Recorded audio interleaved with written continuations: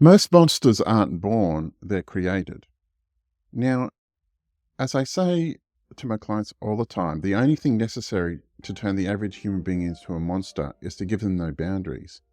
And often in a relationship, people won't set appropriate boundaries for their partner. And if they do that over and over and over again, think people pleasers. People pleasers never give their relationship partners boundaries because they don't want to feel the discomfort of conflict or the discomfort of disagreement. So if you don't give your partner appropriate boundaries, then you'll turn them into a monster. And once you've created a monster in your relationship, it's very difficult to change the dynamic of the relationship.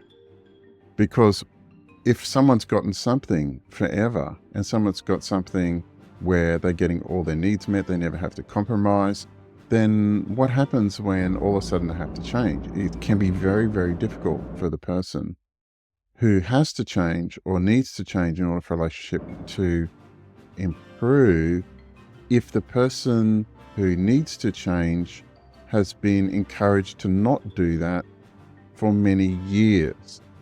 So I say all the time, monsters aren't born, they're created.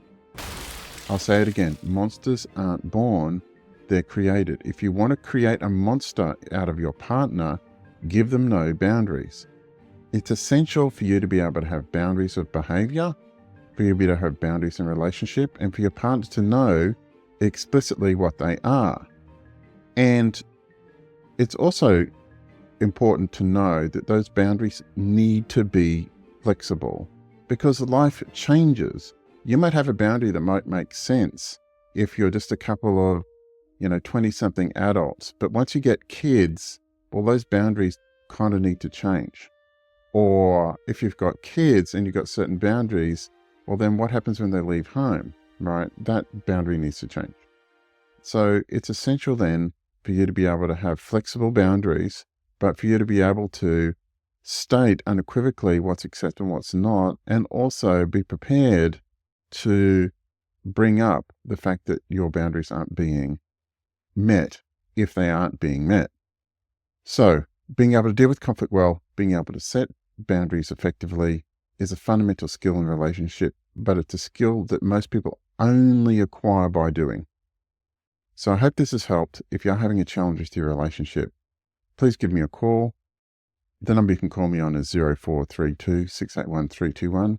I'll be making more quality content for you shortly. There's a booking link in the description if you'd like to book in a session. Thanks so much for taking time to watch this video and have a good day.